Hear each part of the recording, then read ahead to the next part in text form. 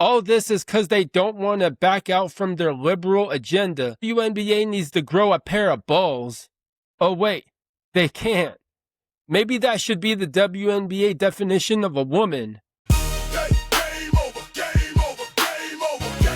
Hey yo, what's going on? Welcome back into another episode of the 7th Man Up podcast. I'm your host, Alex Burleson. Now this one's going to be a fun, interesting podcast because, you know what? I think the WNBA is digging themselves a massive hole here that they can't get out of.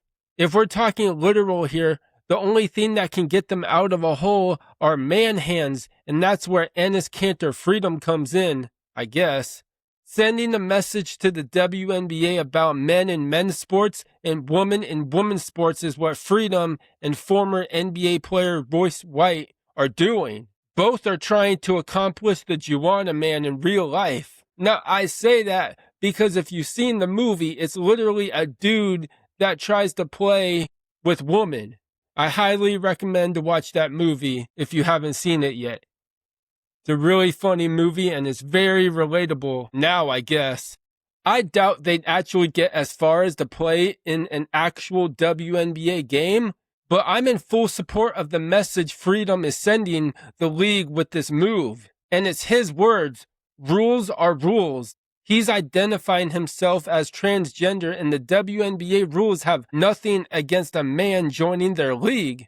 And just a couple weeks ago, the WNBA had a meeting to discuss what a woman is, and they couldn't come to a clear answer to what a woman is. From that, you want to know what my response is? It's this. All this is because they don't want to back out from their liberal agenda. WNBA needs to grow a pair of balls.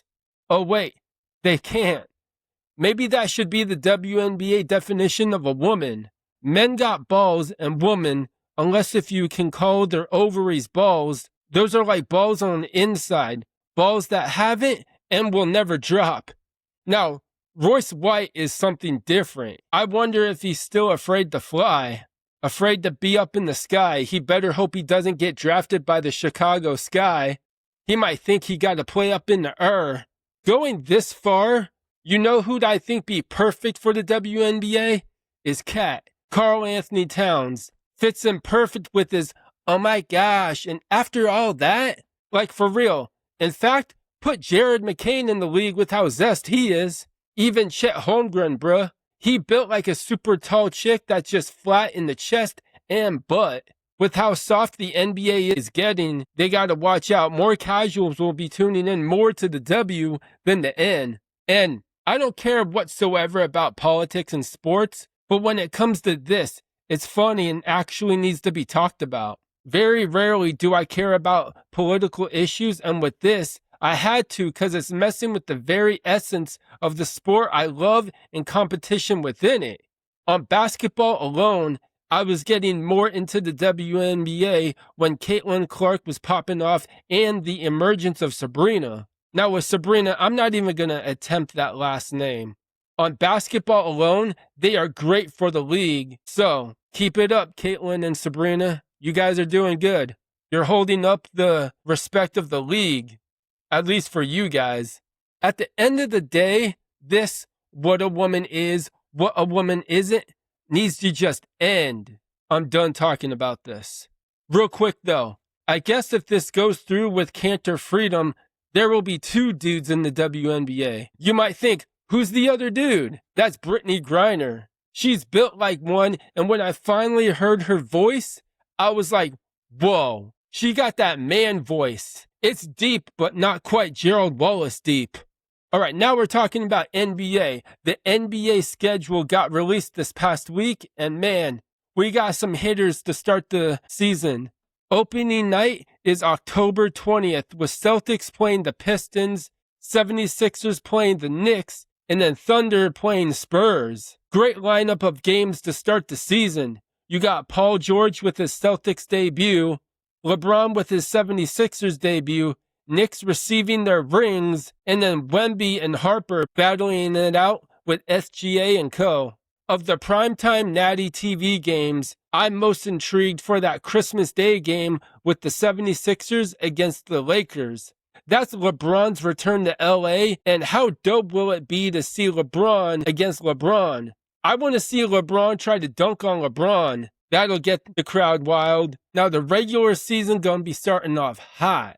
For my Sacramento Kings, we start the season on October 21st against the LA Clippers, and then home opener the 23rd against the Blazers. As optimistic I am about my Kings, I'm being optimistically realistic this year for my Kings. We'll have it here on the pod so I can't go back on what I say. My win total prediction for this season is 28 wins. For the Kings, I don't think this is bad or good. Of course, it's just kind of meh. Keep developing the young guys, see them grow, and have fun this season.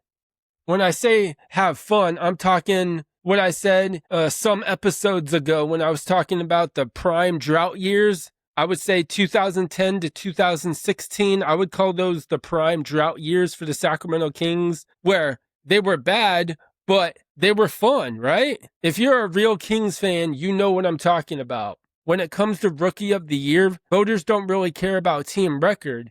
They care about stats alone for the guys. Y'all remember when Tyreke Evans won Rookie of the Year? Kings only won, I think, 25 games with Tyreke averaging 25 and 5. Let's be real though. If Blake Griffin didn't get injured in the preseason, he would have won Rookie of the Year that year. Now, I say all of this because of two guys who I think have a chance of winning Rookie of the Year solely on stats alone. Those players are Caleb Wilson from the Bulls and Darius Acuff Jr. from my Kings. I gotta mention here, I'm doing my best to be as unbiased as I can with this. Two guys with not too much, just the right amount of hype surrounding them, and who seem the most actual NBA ready, who can go under the radar depending on the struggles I believe DeBonsa and Peterson will have. The NBA season is right around the corner, and I'm so ready. I'm oregano. Are you oregano? That's some of my own slang that I use. I bet you can guess what oregano means.